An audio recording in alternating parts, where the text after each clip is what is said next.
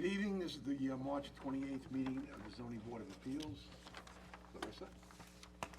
First up is appeal number 2019-001, Robert and Kathleen Glass, 120 Louise Court, Riverhead, tax map number 617-18.3, RA 40 zoning, for variances and or relief from Chapter 301, Section 9A1A, where the proposed pool, trellis, and cabana are located in front yard, which is not permitted.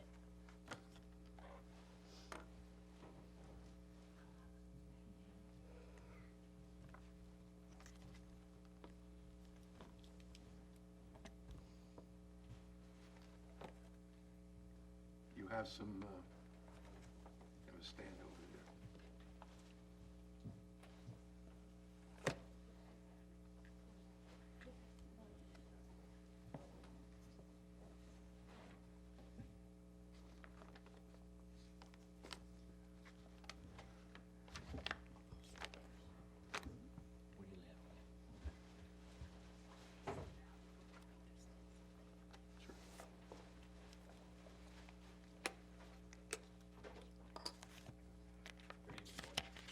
Good evening.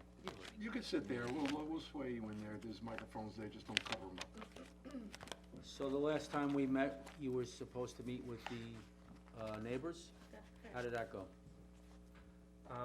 We met with Mr. Sforza, who I believe is here tonight, after the meeting, and we discussed it a little bit, and then we forwarded him some plans, alternative plan after discussing it with our client, suggesting that we'd be willing to set the pool and cabana back an additional 100 feet, which right now it's set at the 40-foot principal setback line.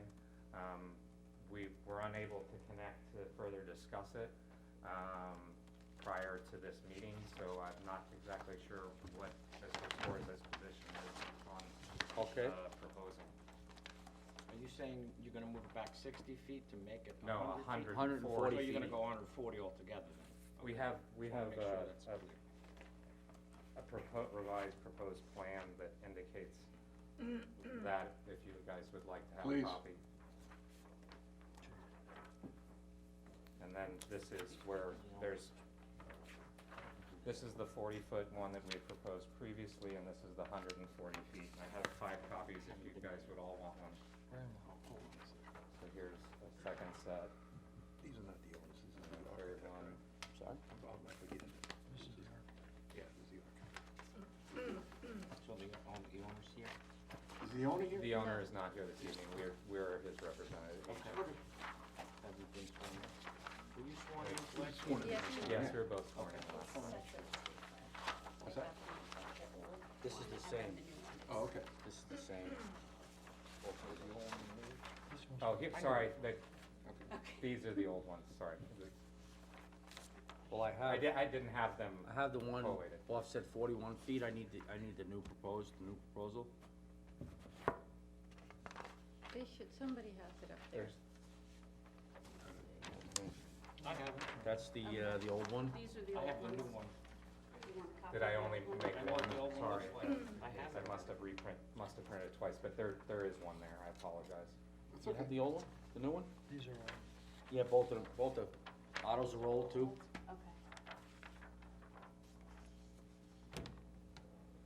Yeah, we have the one that's offset 41 feet. You have the 140, I'm sorry, Mr. Barnes? Yes. Okay, so I'm sorry, you'll have to pass that down. I thought I printed it 5 times, I apologize. Okay.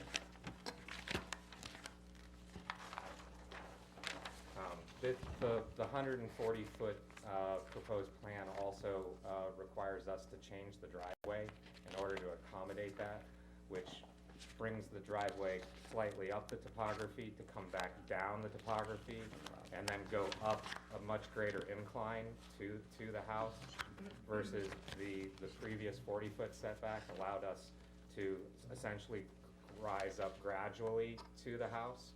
So the owner is giving up something on their property as well in order to be able to accommodate setting this back that additional 100 feet. So are the neighbors here? Step up. You can go to the microphone up here. We swore you in last time? Yes. Just your name and your address. Matthew Sforza, 111 Louise Court, Riverhead, New York. All right, have you taken a look at the, If I could just do that quickly, they had sent me some attachments, so if... That they have them up there, they would have to hand that one back down to me. Was it 141 feet or 140 feet? So the initial proposal was 40 feet, 41 feet. Right. And the new one sets it back, I believe, 141 feet. Yeah, I mean, I spoke to the neighbors, and if it's 141, you know, we don't have a problem with the 140. Okay, great.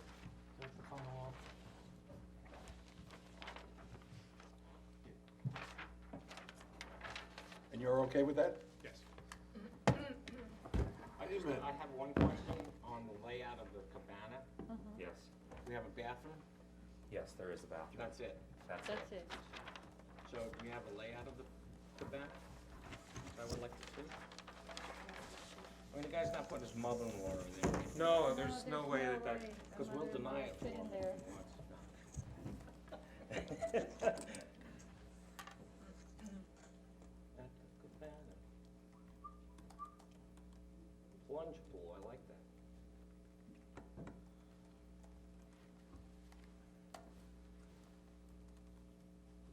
Doesn't look too threatening. It's gonna be a small room for her. Yeah. It's just really a shade structure with a place to change and. Is there anyone all else to start be out heard that on this way. matter? Right? Anyone? All right. Who's got a reading? Mr. Chairman, I move that the appeal of Robert and Kathleen Glass, 120 Louise Court, Riverhead, RA 40 zoning for variances and/or relief from Chapter 301, Section 9A1, where the proposed pool, trellis, and cabana are located in front yard, which is not permitted, be granted in accordance with the applications and sketches with amendments thereto, if any, as filed with the building inspector. Second? Mr. Barnes? Aye. Mr. Whitmire? Aye. Mr. Seabrook? Aye. And I vote aye. And I would like to thank you for a good presentation. I would like to thank the neighbors for sitting down and talking this out a little bit. So congratulations to all of you and best of luck. Thank you. Enjoy your summer. All right. Yes. This is that drawing that shows the 141 feet. You can enter that into the record. I like those laminated boards. Chuck's gonna Thank get one of those prints. The 3D print. Stand up with it. They're nice. Let's see the bill on that one. Well, you know, we tried to get them unlaminated, but that was the story. Unlaminated. They Funny. only did laminated. Well, you did a good job. Your client should be happy with you. And so should the neighbors as they are. All right, let's have the next one, please.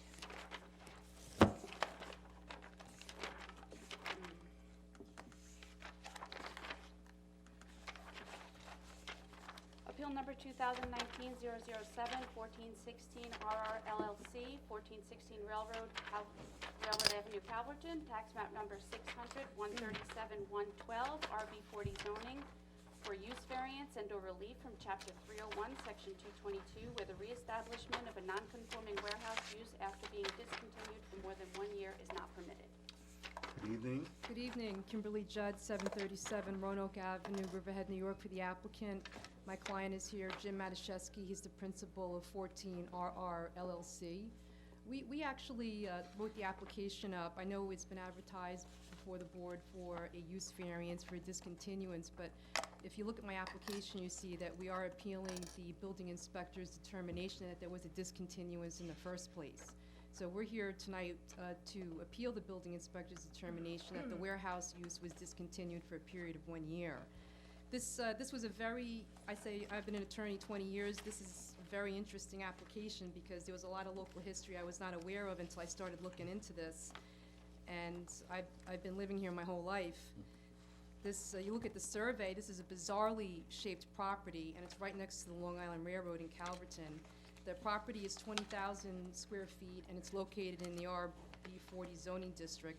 It's improved with a 7,200 square foot warehouse building, and it has a 3,000 square foot basement, a 4,200 square foot first floor. And I didn't know this, my client actually told me, and then when I did some research, I found out that this site was the home of the Golden Pickle Works building back in the 1920s. And unfortunately, a very tragic train accident occurred at this property back in 1926, and I included that paperwork in here just because I think it's very interesting local history, and I never knew about this. I don't know if anybody on the board ever heard of this before. There was a warehouse on this building, and on Friday the 13th in 1926, a train called the Shelter Island Express to Greenport jumped a switch and crashed into the Pickle Works building and killed 6 people. Gee. Yes. Did you say Friday the 13th? Friday the 13th. It was Friday the 13th, 1926, and you'll see in your package that I submitted some historical photos from the Long Island Railroad website, and you'll see here this first picture, and it's in your package. There's actual pickle on the building, and as you flip through the pages, you'll see the train went right through the building, and a lot of tragedy happened. If you flip further, you'll see the Long Island Railroad discusses in detail how the 6 people were killed. Very tragic accident. You'll see the train on its side, and in any event, that building was totally demolished and it was rebuilt, and that's the building we're talking to you about today. The building benefits from a couple of COs, and the first one is a letter of, I shouldn't say COs, a letter of pre-existing use dated 2004 for a 1-story wood frame building with garage, under and loading dock, and 1-story wood frame building. Also a certificate of occupancy from 2008 for use permit for warehouse storage. And there's an open building permit right now, and that was filed in this past December by my client's predecessor entitled Reliable Frame and Cabinet, Inc. So my client, right here, 14RR LLC, purchased this property recently, this past January, from Reliable Frame and Cabinet. I submitted a 50-year chain of title that shows that Reliable purchased this property in 2005 from Emily Benko.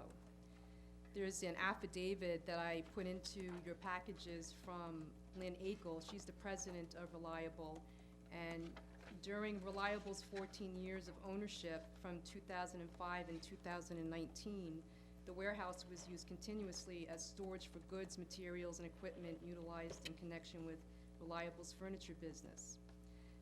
It's undisputed that the warehouse came into extreme disrepair.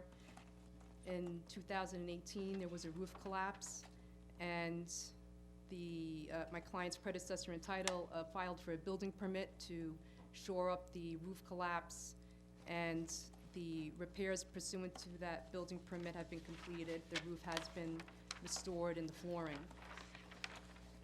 Simultaneously with the issuance of the building permit, we received a letter from the chief building inspector that the non-conforming warehouse use was discontinued for more than 1 year.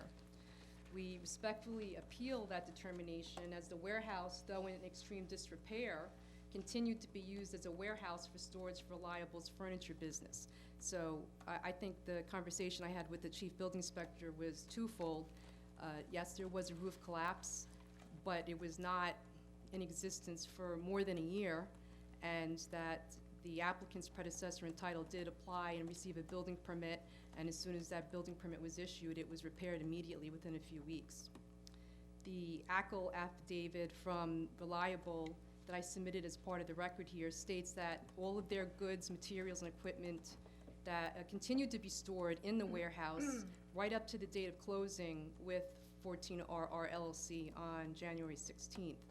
So I inserted a relevant section of the town code regarding discontinuance into the paperwork, and it says no nonconforming use may be reestablished where such nonconforming use has been discontinued for a period of 1 year. I asked where does this 1 year period that you're referring to start, but there was no definitive answer, so I turned to Google Earth, because the photos that I submitted into the record, you'll see there's 2 of them. There's a Google Earth photo taken October 1, 2017, illustrating the roof still in place, and then a subsequent Google Earth photo taken June 29th showing portions of it missing. So I would say, respectfully submit, 2-part argument that the warehouse use was never abandoned or it was never discontinued. The affidavit that we submitted from Lynn Ackle states that she continued to use the warehouse. I did actually go inside the warehouse myself when I was retained. It had a lot of goods in it, besides the items listed in her affidavit. There were antique radios, phonographs from the 1920s. A lot of old equipment in there, and that had been stored in there despite the roof collapse, and she didn't remove those items until, they were still there when I went to go visit the property, so it was even after the closing occurred when they purchased the property in January. So we respectfully submit that reliable storage of goods and materials related to its furniture business comports with the town's definition of storage. It was never abandoned or discontinued, and that as soon as the building permit had been applied for, it was immediately repaired. And we also submit that besides the fact that the warehouse use was never discontinued, there was never a cessation of the warehouse use, we respectfully submit that the burden of proof to prove the discontinuance is upon the party claiming the discontinuance. So I already referenced the Lynn Ackle affidavit that they continued to store the goods until after the closing. We also submitted today, and I hope you have this in your application package, there's an aerial photo right here that I submitted, and you'll see that I point out two names here. My client's building is this one right here, right next to the railroad tracks, and you'll see in this package here that I have two letters in support from the neighbors who are most affected by the building, and one is Michael Aruda, who is across the street and to the east, and this triangular lot here is actually composed of 3 tax lots, and they're all 3 of them are owned by Everett and Shirley Robinson, and they both wrote letters of no objection that we submitted earlier today. If the board wants, I can go on to the use variance argument if you're not satisfied with my discontinuance. I just have a question. Sure. Was that ever cabinet making? There Yes, that was reliable frame. That Okay. was reliable frame, so that was, So- 14 RR's predecessor in title was reliable frame and cabinet. Okay, so when you purchased that, you relied on electric bill, I take it? Was there electricity there? Was there You wanna come up activity? here? Why don't you come up here? Was So, the electric he principally disconnected? relied upon the fact that it was still being used as storage. But if you wanna swear him in. If you kindly raise your right hand, do you swear to tell the truth, nothing but the truth, so help you God? I do. State your name and your address. Jim Matusky, 510 Pleasure Drive, Flanders. So Jim, you had electric. We did have electric, yes. I had to call LIPA and have it switched over to our name, because So- we had closed by that point and had So already was it purchased the business. energized when you purchased it? Yes. And so was there activity there? Did the bill show activity? Did the Oh, inspector ask for that? that I couldn't tell you, because what I had to do was just call LIPA. They asked for proof that we had the new ownership, and then they came out. The meter was still connected. Oh, okay. The meter was still in the box, the original meter from, Did they keep it heated to protect some of the electrical components yes, it was inside? heated, and there's a shallow well pump in the, Okay. I did have to replace the shallow well pump. So I would think there was activity on the meter while they owned it. And I don't know The fellow why. that owned it, that had the cabinet shop, had died, and his daughter was in and out constantly getting some things that she wanted to have. We're talking to Bancos, No. or after the Banco. Bancos? Yeah, After yeah, Eddie. she wanted to save some stuff after her dad had died, so, and then she Yeah. had asked me to look for stuff, because there wasn't just a few radios from the 1920s, there was thousands, if not tens of thousands, of radios stacked from the floor to the ceiling. And then even after we closed and after we repaired the roof, we had people come in from the Long Island Radio Historic Society. They came in and took, thousands of pieces. We gave That them, was because there was nice. so much stuff there that you couldn't, you didn't know what to do with it. Tubes and. So, tell me, what led the building inspector to think that it was abandoned? It was the roof collapse. And did he determine that to be abandonment? He couldn't if you asked him, he couldn't specifically tell you when it happened, but the fact that the roof had collapsed and caved in, I think maybe he felt that maybe it had been like that for some time, but the aerials I showed you show that in 2017, the roof was intact, but in 2018, without an argument, there was a roof collapse in June of 2018, but that doesn't add up to So- 1 year. But I'm looking at the survey, okay, and it was done in December of 18. And it says dilapidated frame building. I had that done, when I had to purchase the building, I had to have a new survey done, and that's when the survey came down. And the roof and we had started to take some of the roof down already, because we wanted to get after it as soon as possible, because we wouldn't have to lose anything else. It was during that rainy season, I think it was like December, I was afraid of getting snow and really losing the gable Okay. ends and stuff, so Kim said, you need to get a survey, you need to get this, you need to get all this stuff, so I hurried up and did it, but we were in the process with the previous owner, even before we closed, of doing the repairs, because we didn't wanna lose any of the stuff that was already in the building, that was still in the building. What use are you proposing? The same use that was there. Just storage of Yeah, just storage old of radios? No, I don't wanna see another radio or something like that. Well, I mean, what are you gonna do with it? I'm gonna store stuff in it. I have an antique car collection, and I have, I do a lot of fishing and hunting and Sold. stuff, so. No Anyone problem. else to be heard on this matter? I just thought I'd tell A man the shop. board something interesting, and it's kind of funny, again, another local history, and it has really nothing to do with this application, but I didn't know about this. Some old timers in the town told me, right across the street where Michael Aruda owns these two buildings, there was a bar right across the street called PP Mary's. And when I thought the person who told me this, I thought they were pulling my leg. And I said, does it stand for initials? And he said, no, she had an incontinence issue, so it was, the name of the place was PP Mary's. And subsequently to PP Mary's, it became Charlie's Castaways. And I was told that Charlie was an elderly proprietor and very ill, unfortunately, and he kept his hospital bed in the bar area so he could talk with his patrons as they came in and out. So I thought that was just a very fascinating. Did your dad give you the background on this stuff? He or- was the first old timer who told me, and I didn't believe him. I thought he was joking with me, and then I was surprised to learn from more distinguished older gentlemen that, in fact, that bar had been there, and they had also frequented it. So it's no longer a bar. I believe it's a house now with warehouse as well. Well, as always, you're very well prepared, and thank you very much. And like I said, there's nobody else to be heard on this matter? Let's have a reading.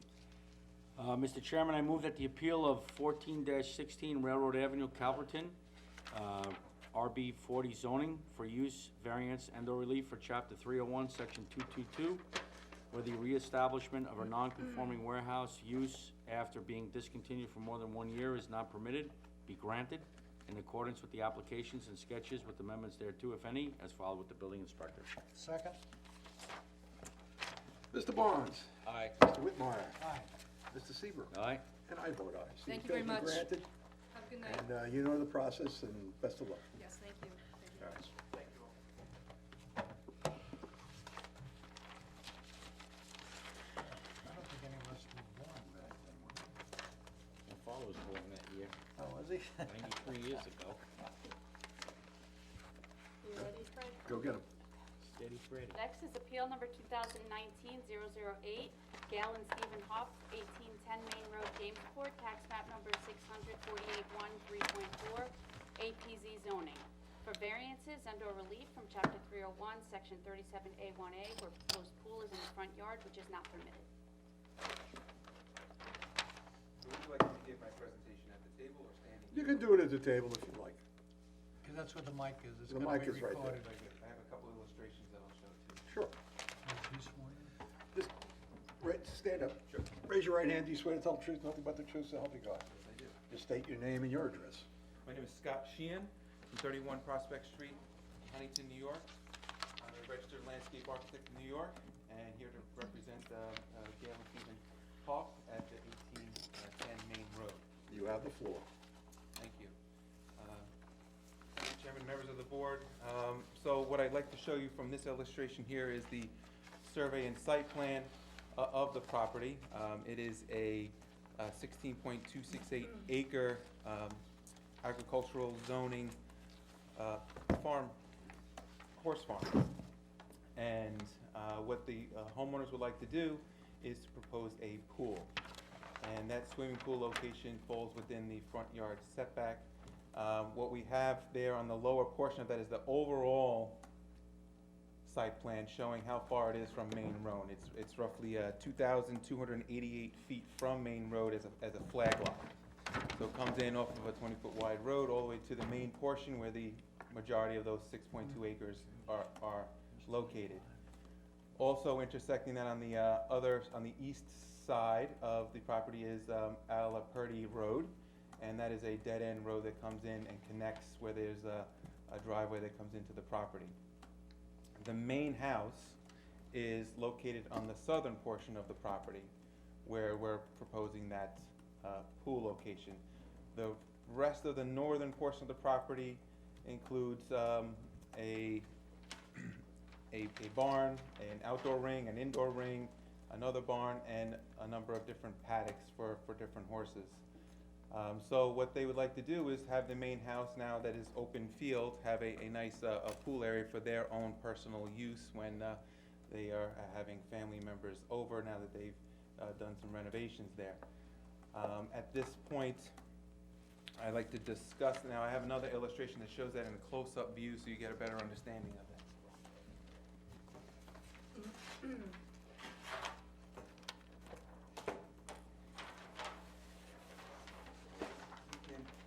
Here's the close-up on the property. This is the red line that is showing that close-up of where this, so everything north here are the other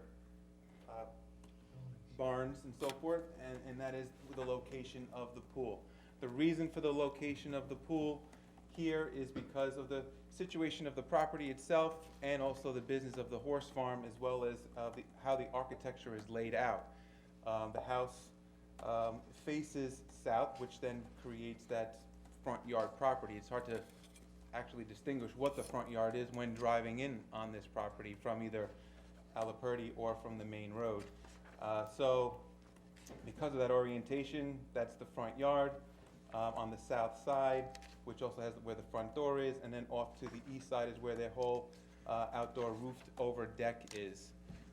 So that deck area is living space where there's, lounge chairs and patio furniture and so forth. So we would like to connect to that, coming out to the patio space, and also the sun angles were determined on the location of this pool.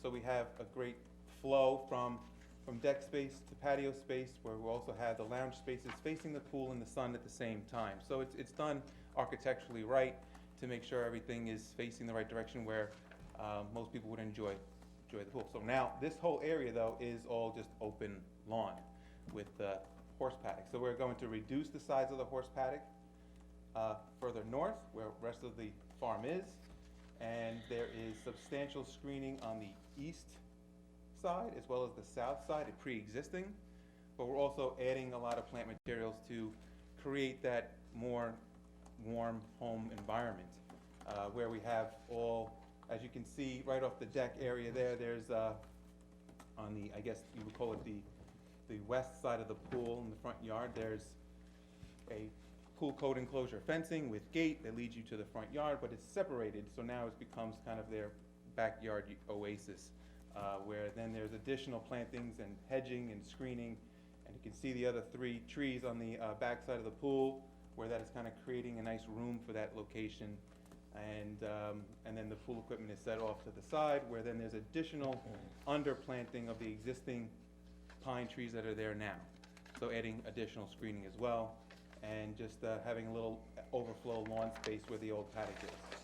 We are adding drainage to the project, which is not required by the code, but in good practice, we want drainage for the project with the pool and the patio space.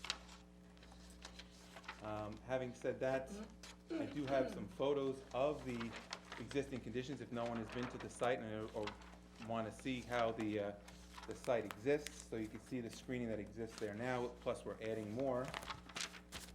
I have an aerial. So we'll put it into the record. Would you like it? We'll accept it, sure. Okay.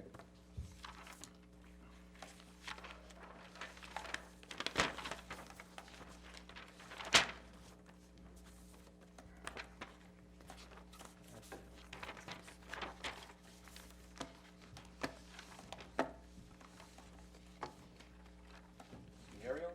Thank you.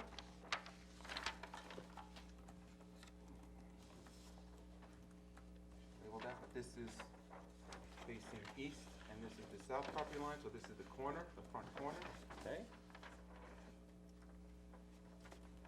And this is looking at the front of the house and looking on the right, the east side property line. Why not here? Sir, Yes. so this is approximately, what, a 5-acre site? 6.2. 6.2 acres. Yes, It's a lot of land. sure is. So what's the hardship as far as putting the pool in a proper location? Well, because of the business that is there, and then the location of the home and how it's situated. So the business there is the horse farm, and we want to make a separation from the business of the everyday in and out, as well as people bringing in the horses from the personal property of the homeowners that have this location with the pool. Especially the way I explained that, how it relates to the house structure and how it's set up, as well as, you know, not having to go in a different place where we're gonna be removing trees and so forth. We wanna try to keep this in a spot where we're not really affecting the environment at any cost. Just another thing is, we're also, I believe the accessory structure setback is 10 feet in this zone, and the right side is, excuse me if I step up here, 131 and a half feet from the east side, and the other one, 42 feet 8 inches from the south property line. So well within the accessory structures that are typically required. And since this is a, I'll call it, for lack of a better term, kind of a landlocked piece because it's a flag lot, we're not outside on any main roads or anything like that. It's very internal of this space on where it's situated and located, affecting. Well, it is internal, but what about the northeast corner where I see on your site plan here, you have a fenced-in area for the house, and then you have a fenced-in area for the horses? Like that northeast area, that northeast corner? Where are you referring to? I'm not sure. This Well, corner? on that sheet, it would be further up. Okay, let me go to the.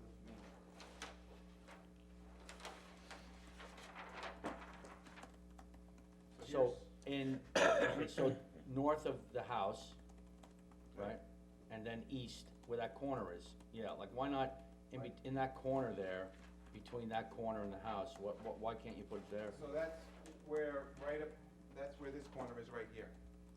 It's where there's 3 major Zelkova trees. It might be in one of those photos there. Very large trees that we like to keep because it gives a nice barrier and separation from the driveway that cuts across, and where we have a lot of traffic, not a lot, but traffic of, you know, horses and people, the customers that are coming in with horses. I don't know if I'm using the right terminology, as customers for. It's mostly our own personal use. Okay, yeah, That's, you know. right, I'm not sure, this is the owner, Ag and things. so I'm not sure how that We works in understand. terms of the horse We world, got you. right, okay? I got you. Okay. Let me ask this, anyone out there have any comments? Nobody? Okay. Anybody on the board have any other questions? No. Let's have a reading. Mr. Chairman, I move that the appeal of 19-8 Gale and Stephen Hop, 1810 Main Road, Jamesport, for variances and relief from Chapter 301, Section 37A, 1A, where the proposed pool is in the front yard, which is not permitted, be approved in accordance with the applications and sketches with amendments thereto, if any, as filed with the building inspector. Second? Mr. Seabrook? Aye? Mr. Barnes? Aye. Mr. Whitmire? Aye. I vote aye. So the appeal has been granted, and I guess you know the process. Within 2 weeks, all the paperwork should be done, and then continue on with the project. Best of luck to you folks. Good Thank you luck. very much. And enjoy your pool. Appreciate your time. Well, hey, appreciate a good presentation.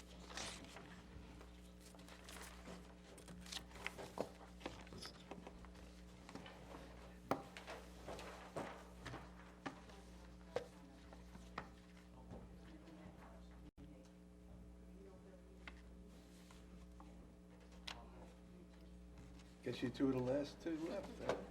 Yeah, we'll have to see about you guys. Go ahead, Cars. Appeal number 2019-009, Mary Ann Schott, 44 Hornpipe Drive, Riverhead, tax map number 614-152, RA 40 zoning, for variances and/or relief from Chapter 301, Section 12, where proposed front yard setback is 17.27 feet, minimum required is 40 feet. Where proposed side yard setback is 7 feet, minimum required is 10 feet. Where proposed combined side yard is 23.4 feet, minimum required is 25 feet. Where proposed building area is 31.4% of the lot, and maximum permitted is 30%.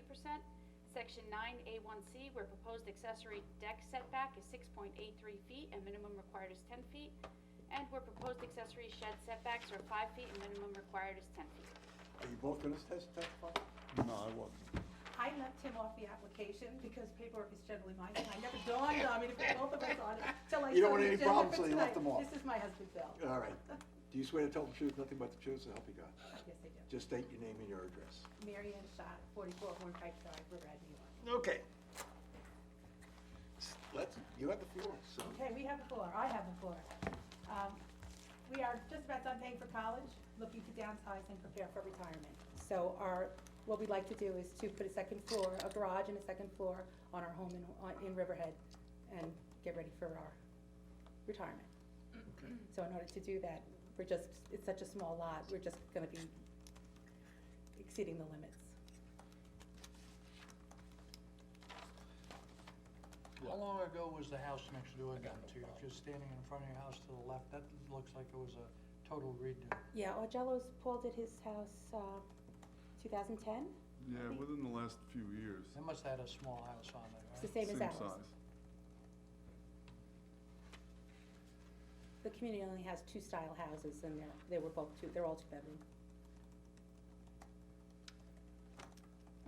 I don't think there's a lot of questions here. No, we looked at it, we know how everything looks up there, it's tight, lots tight. And you've done a good job, so. Thank you. And you got a kid through college, how much did you have to pay to get him into the college? Well, I got two. One is almost done. No. Oh, how much I paid to get in? No. Yeah, right, oh, okay, all right. You didn't, Don't divulge it. No. Your names aren't gonna appear No, in they're the- not gonna show up all for right, that, all no. right, all right. Does anyone else have a problem with Tax this? arrears. I don't see anybody out in the audience complaining, so. No, we spoke to the neighbors. They're all aware of what we're doing. You're all They're ready. tied up in the garage somewhere. You know, Duct tape on. we took a lot into consideration because the property is sloped, so where we put the shed, and the garage is on one side, it's on the higher side, so it won't shade the neighbor on the other side. His house happens to be very close to ours. We thought about all of them when we were doing it. Okay, all right. Like I said, nobody else has a problem with this, so let's hear a reading.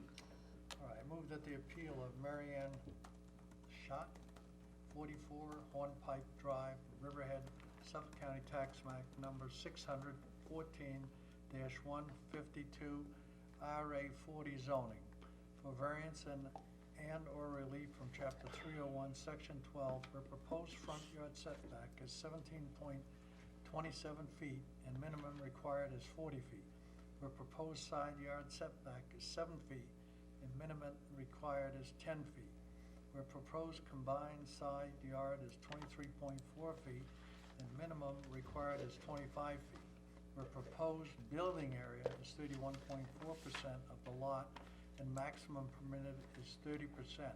Section 9A1C, where proposed accessory deck setback is 6.83 feet and minimum required is 10 feet.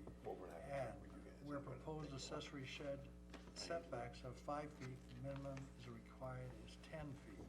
Be granted in accordance with the application and sketches with amendments thereto, if any, as filed with the building inspector. Second. Mr. Barnes. Aye. Mr. Whitmire. Aye. Mr. Siegel. Aye. I vote aye. So guess what? Thank you very much, all of you. Aye. Good luck. So best of luck with everything. Thank you. And what, you got your last year of college going, or 2 years ago? I've got one that graduates in May. We'll be going out to Oklahoma to bring him home, and then my younger one is just finishing Suffolk, so he's in cybersecurity is his field. So we're not sure where he's going next. Best of luck with everything. Thank you. For sure. Yeah, he really loved it. He went out to school in Kansas for a semester, and he came home, and he didn't know what he wanted to do, and he went to Suffolk, and the counselors were amazing. And my oldest son went there for the first 2 years as well. Yeah, my daughter went to Suffolk too. It's better than a lot of four-year programs. It's He loves it, he already landed a job in the field, he works 32 hours a week, and he's taking 17 credits at night, so really, we're blessed. Thank you all very much. Oh, thank you. Have a good night, thank you. All best of luck. All right, do we hear a motion to accept the minutes of the last meeting? So moved, Mr. Chairman. Second. All in favor? Aye. Do I hear a motion to adjourn? Motion to adjourn. All in favor? Aye. I can't vote, but I vote on it. All right.